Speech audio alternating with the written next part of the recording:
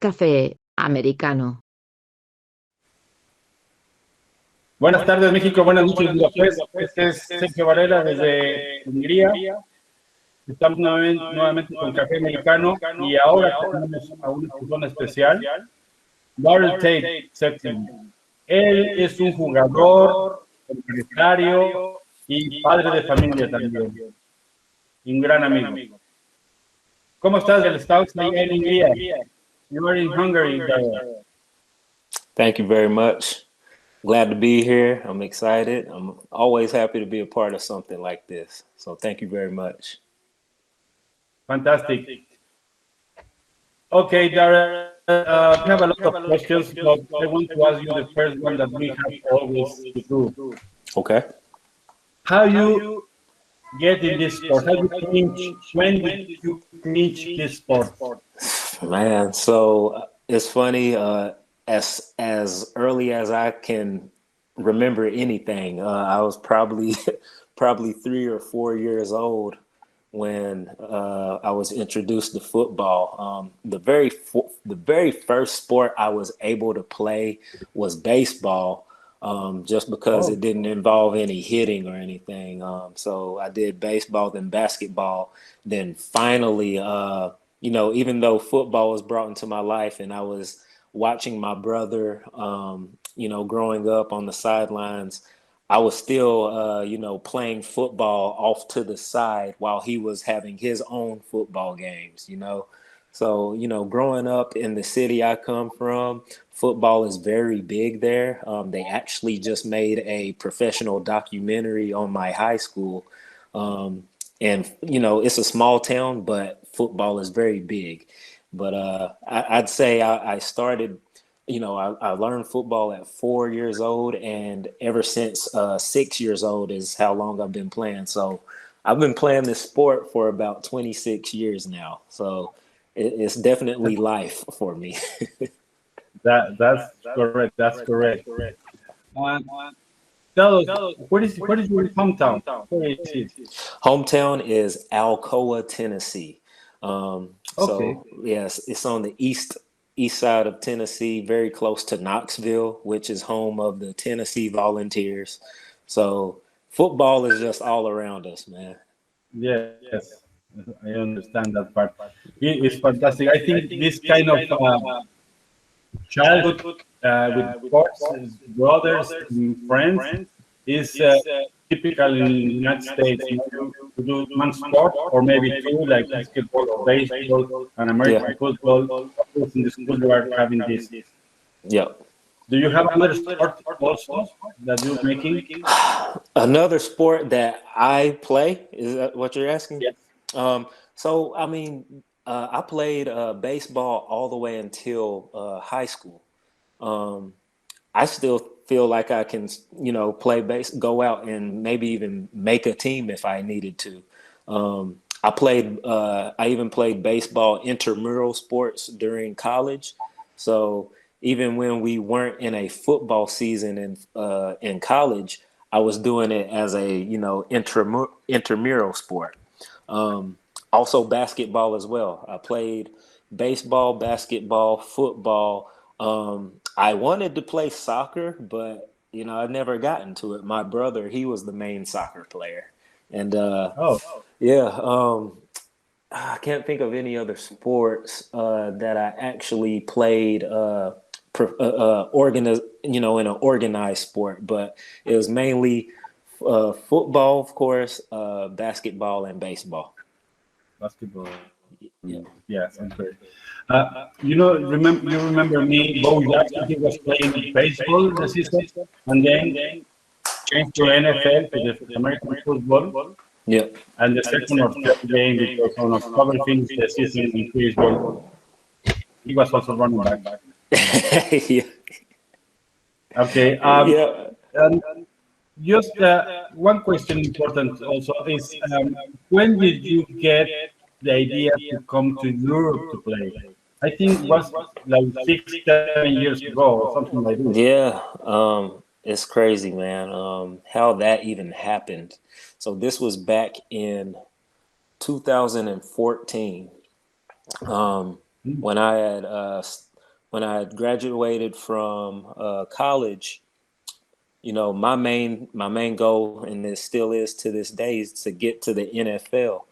And you know, I came from a small college, you know, so I didn't have any NFL scouts looking at me since I went to a Division III college.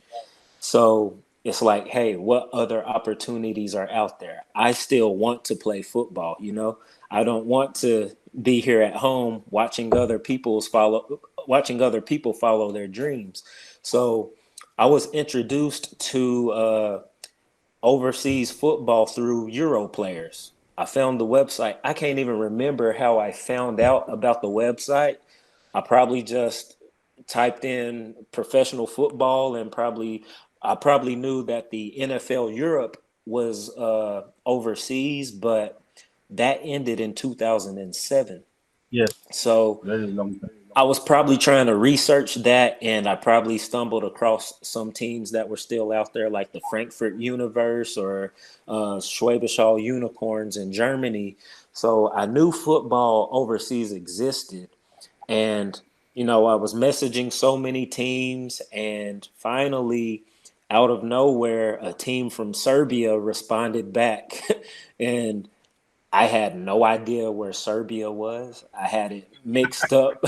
I had it mixed up with Siberia or Syria, and I was a little scared. You know, I was like, I don't know if I want to go to Serbia to play football, but um, I made that leap of faith, and you know, paid for my flight to Serbia and started playing football, and my opportunity went from this to out here. Wow. So it led to so many different things. You know, I'm married to a Serbian now. My wife is Serbian. We have a daughter. You know, just football alone has led to a lot of opportunities for me. This is a fantastic story. Fantastic. Yeah. Yeah. And you don't finish there. You don't, I think it was just the starting because since I met you, you start to not only looking for your place, also you are helping people, are helping athletes to find a place in Europe overseas. Yeah. So you become an entrepreneur with this kind of helping, or I don't know how to name it. It's a hunter. Yeah. Yep. Yep. So About this pro hunt. yeah. So with Pro Hunt, man, it's honestly just a passion for helping others. Me and my wife co-founded this company, Pro Hunt, um, and it's all based off of pretty much my story, and coming from a small college and still wanting to play, you know, still wanting to show others that football is out there. There are opportunities out there. And every year I run across someone who has never heard of football overseas. They all think football is only in America. So even if you tell somebody there's a league in Mexico, they're like, there's football down there in Mexico. I'm like, yeah, you know, and it's funny because we watch the NFL. You know, that's the biggest sport in America, and we see players from all over the world. Obviously, not everyone's American who in the sport of football, but we don't think of, you know, that those athletes came from a different country. You know, um, it's just crazy that, you know, with Pro Hunt, we do our best to help teams, not just athletes, but teams as well, because there's a lot of teams who don't know. They think that maybe they can't afford an American football player. You know, they think, oh, we got to pay for their flight. We have to pay for their meals. We got to pay for their insurance. We have to, even after we pay for that, we have to pay them a big salary. But that's not the case, you know. There are guys like me who are just hungry for an opportunity. They want to keep playing football. They want to travel, you know, and they just want to keep their football career afloat, and they want to just do what they love. So I kind of try to create a bridge for those teams and those athletes and also coaches, because we have signed some coaches to teams as well. And we're just creating opportunities, and it's been a big blessing, you know, with God, and He's allowed us to do a lot. Yes. Yeah. It was really for me like to blow my mind when you show me this kind of business, and I said, okay, that's crazy, but it's important for all the teams here in Europe that have somebody who can, we cannot say do the job, but help with the job that True. the teams are doing, True. because have more experience, because also only not for the players, coaching, because Yeah. some players are coaching, giving some techniques that they have for long time ago, Yeah. and it's very good for the team. Yeah, But I absolutely. want to go deeper to this.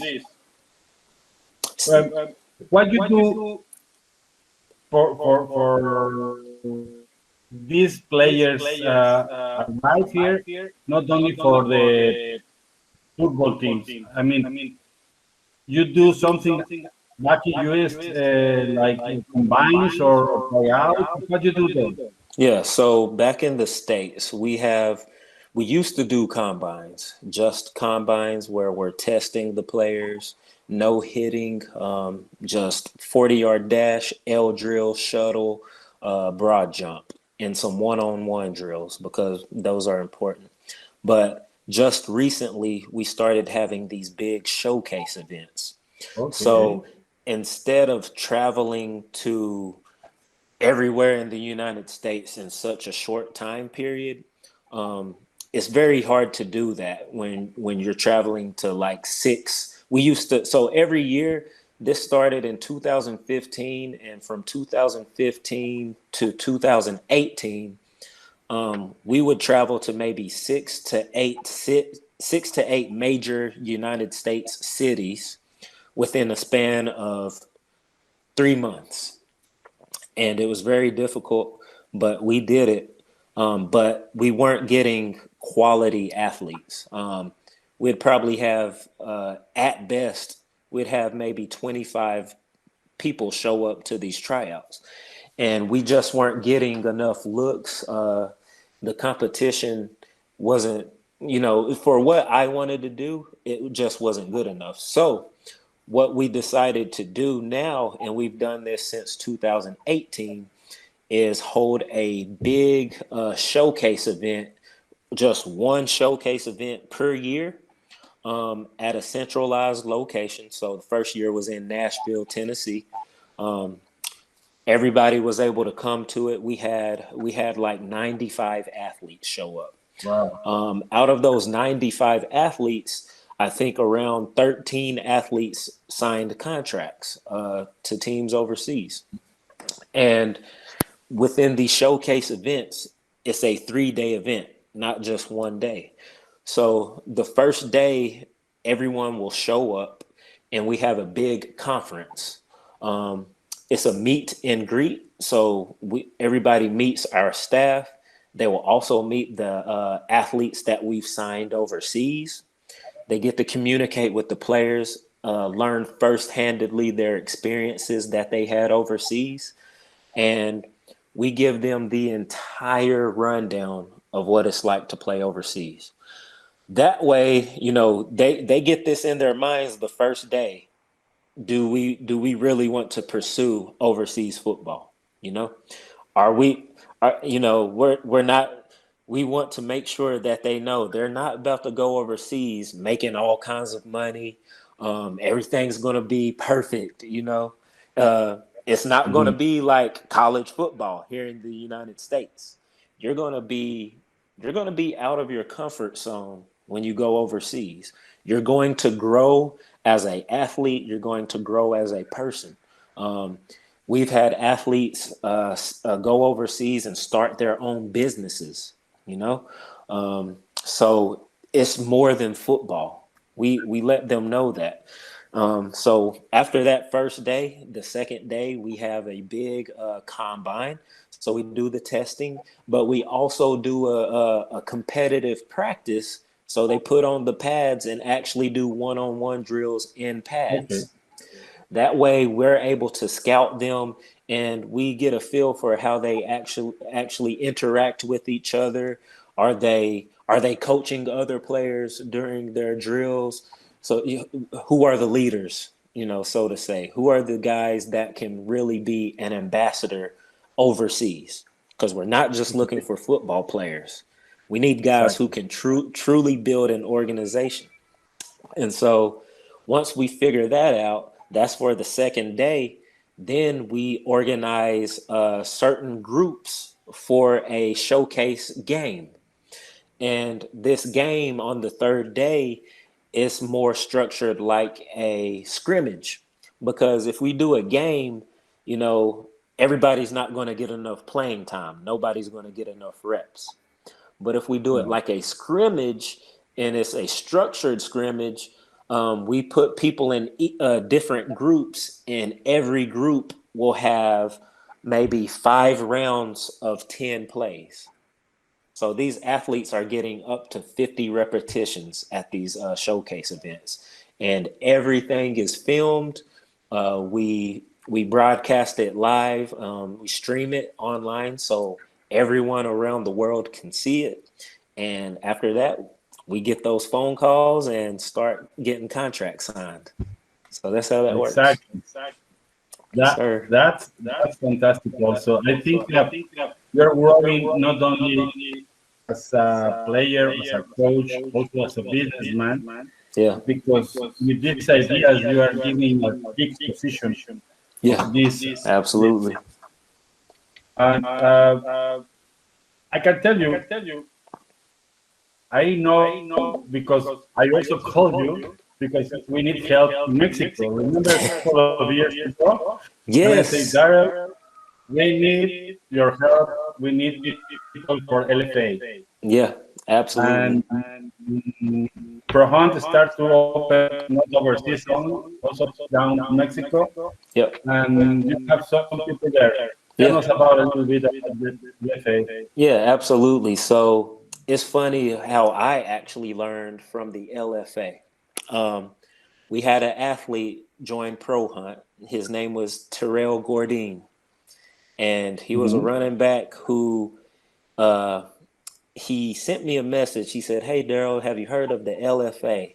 And I was like, no, I haven't heard of the LFA. But I do kind of remember someone talking to me about it. And lo and behold, it was you, and he showed me the contract and everything. And I was like, we got to look into this. We got to make sure everything's good and structured. And Darrell ended up signing with Mexica's LFA, and he won the championship that year. This was, I want to say, what year was this? I think it was 2018, possibly. I think it was 2018. Yeah. But he took that opportunity, had the greatest time of his life, and I think he played 2 more seasons after that. So it ended up really good for him. We've signed other athletes there. To name a few, there was a guy named J.D. Crandall. J.D. Crandall, Chris Jeffrey for the Osos, and we had. We got so many athletes I could pull them up. We had a guy playing for the Pioneers or Pioneros. Yes. Yeah, we had a guy playing for the Michael McCrary playing for the Mayas. And this upcoming season, I'll be playing for Fundidores LFA, and I'm also trying to get some other guys signed to other teams. But the LFA has grown tremendously ever since they started, and I think a lot of people have really slept on Mexican football. It's very popular, and I didn't know this until maybe a few years ago, and every year it's getting more professional. Everything's run very great, and I think it's going to be a huge platform for athletes in the future. Yes, exactly. And every year is adding one team or two teams to the league, and good competition. Absolutely. Yes. Well, you already talked about it. But, 2021 was the year that you have a project plan for LFA, and because the LFA canceled the season, will postpone for the next year. I think everything will be scheduled next year. Yeah, go ahead. I'm sorry. I'm listening. The good news is that they already sent the information that the league is already open. Exactly. Yeah. I'm actually, of course I was frustrated. Any football player after missing football for COVID is going to be frustrated when their upcoming season gets pushed back. But I think that this postponement is going to be a good thing because it's going to allow the league to be even better, prepare more, and build more excitement. I can't wait, man. It's going to be really exciting. Yeah, it's going to be truly exciting. Fantastic. Okay, let's talk a little bit about other things. You also are here as a coach. You're coaching here in Budapest. Yes, sir. Well, I know who you are, but can you tell to the audience where are you playing right now in Budapest? Yeah, so right now I'm playing here in Budapest with the Budapest Wolves. Played with them back in 2015.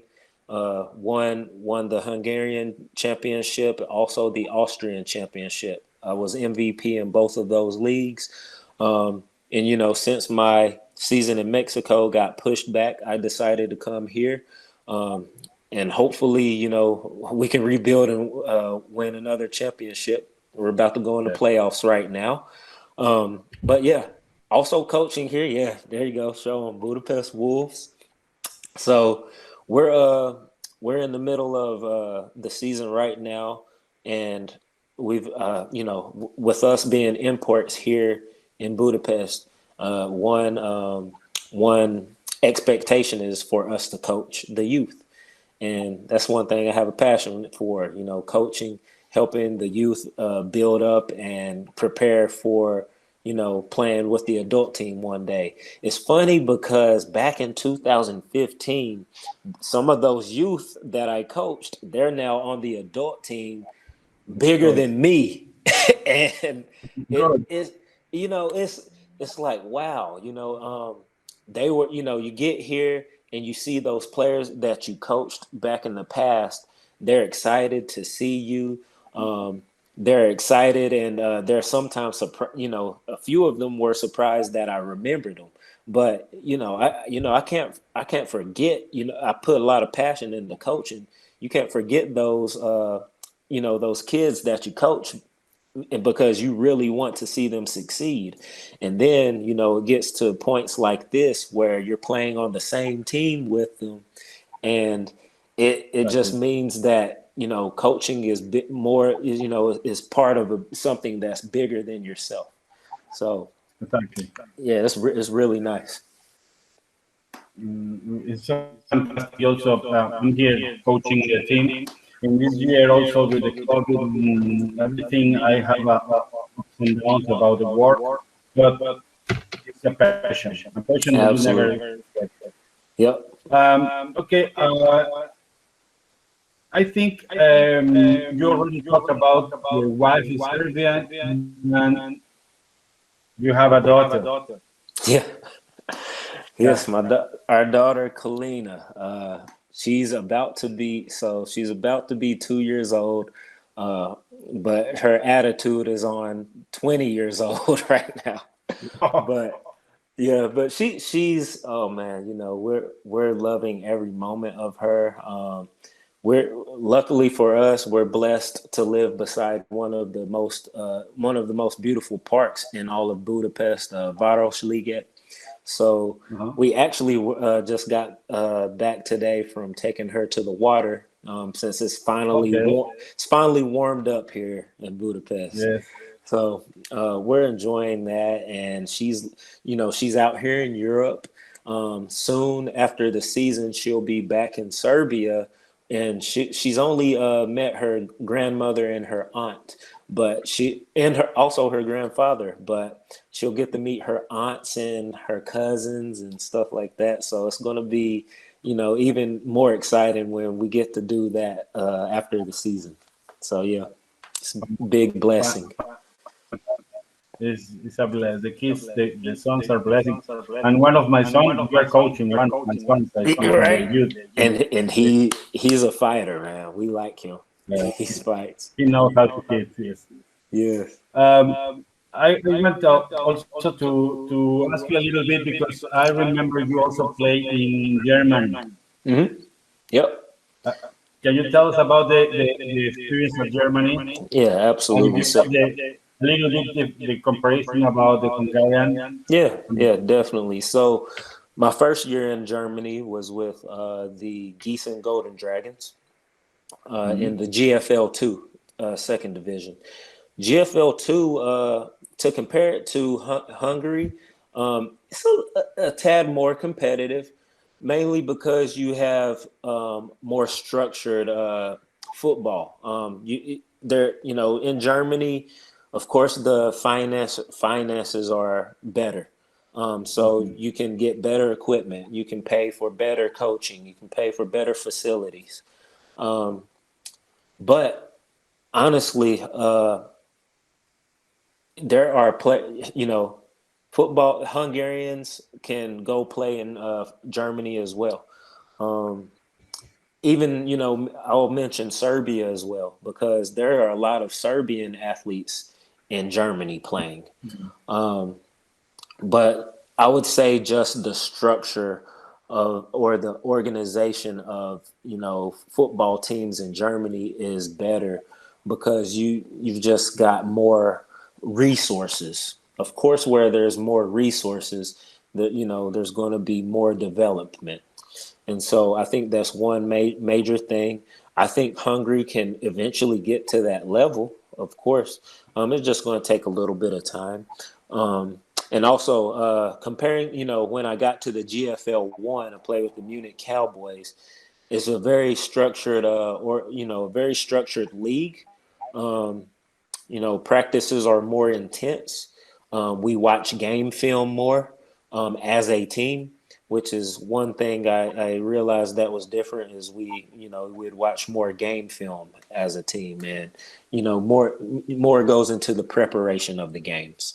So those are one of the biggest differences that I can see Okay. between football in Germany and outside of Germany. Of course, it's important that the structure and the facilities is quite better, and that's a little bit missing.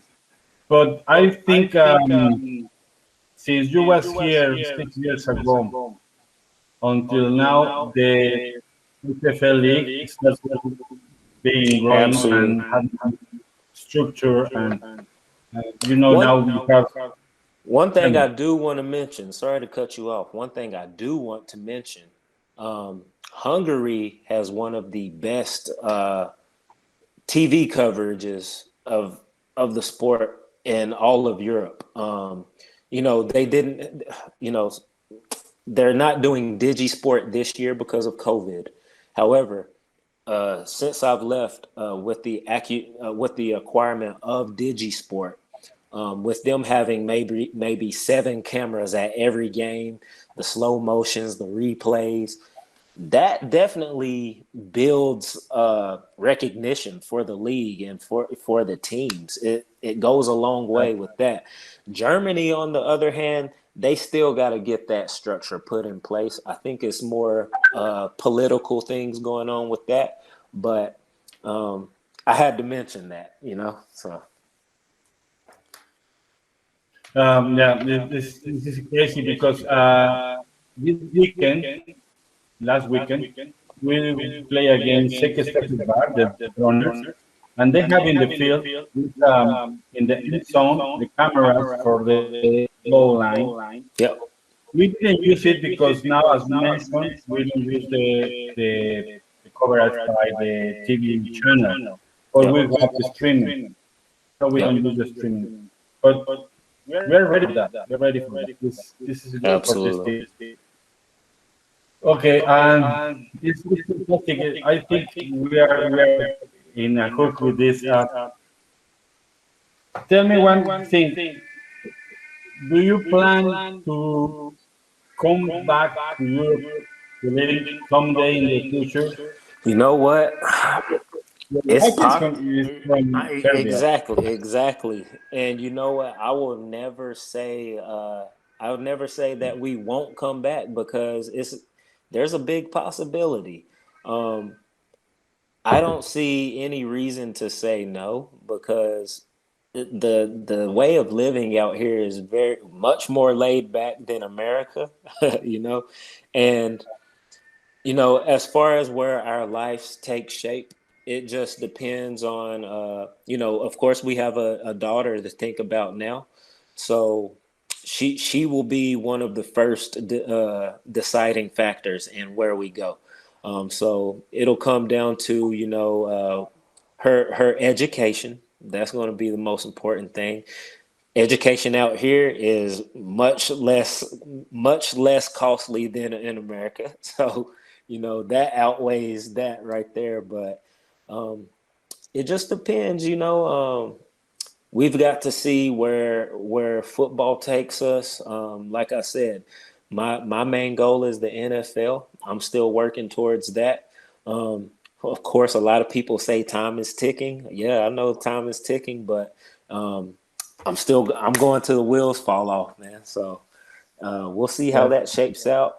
She's about to be 2 years old. I think within the next 3 years, we will need to figure out something. Perfect. Also, as you mentioned, you have to check it what is in Mexico or whatever. No? Fantastic. Absolutely. Okay, we are almost at the end of the talk. Something you want to add? Say that one more time. I'm sorry. Something you want to add to the I mean, I'm just saying, I'm thankful for all the opportunities that football overseas has led me to. For one, getting married, having a beautiful daughter, starting a company, meeting family, making new friends and family. That's another thing that I can't take for granted. Making connections, meeting guys like you, Sergio, who also are passionate about building the sport, spreading news, through to others. It's one thing that makes this sport grow. Without things like this podcast, people won't know about, people won't have that knowledge about what's out there. So I do want to thank you for that, and it's been a blessing to be a part of this. So thank you very much. I want to thank you too, because really you teach you a lot of things, not only about football, about how to manage all kinds of mindset, because the people are coming from another towns. I mean, South of America, North America, East or West, and football have to focus in one thing, teamwork, and you bring them, and you come to work with us, and it's fantastic. You're doing a great job. Thank you very much. I just want to send you regards and for the baby, it's not so baby, and for your wife. Thank you very much. I'll let them know. Okay. Thank you very much, Darrell. I will go to the end. Muchas gracias, amigos. Esto fue para Café Americano. Nuevamente, les deseamos que nos contacten. One more question. Your social media, Yeah. where we find you? Yeah, you can find us on Facebook at Pro Hunt, Pro Hunt on Facebook, and also Instagram. That is at pro.hunt. So, and we're also on the web. So, prohunt.org, www.prohunt.org. Thank you. Okay, and any people can go there and maybe try to find you. They can contact us, communicate with us. If you're a player, you can register with us, become a Pro Hunt athlete. If you're a coach, you can join us as well. Try to find some coaching opportunities outside of America. If you're a team, you can contact us if you need any athletes. And these aren't just American athletes. These are athletes from anywhere on the world. So if anything related to that, give us a holler and we'll help you out. Fantastic. Pues ya lo vieron, amigos, ya lo oyeron. Pueden contactarlos si necesitan contactarse para algún equipo, como coach, como jugador. Pues venga, Pro Hunt, ya lo tendrán aquí escrito por abajo las redes sociales. Muchas gracias. Thank you. Gracias a todos y nos vemos después. Okay, that's good. Very good. Thank you very much. I think this will be on Thursday. Okay. Thursday will be ready after editing and everything. I will use some of your photos if you approve. Some of you have in Instagram. Whichever photos you like, go ahead, use them. It's fine. Okay. Thank you very much, and see you. Rest. All right, man. I'll see you later. Thank you again. Bye. All right.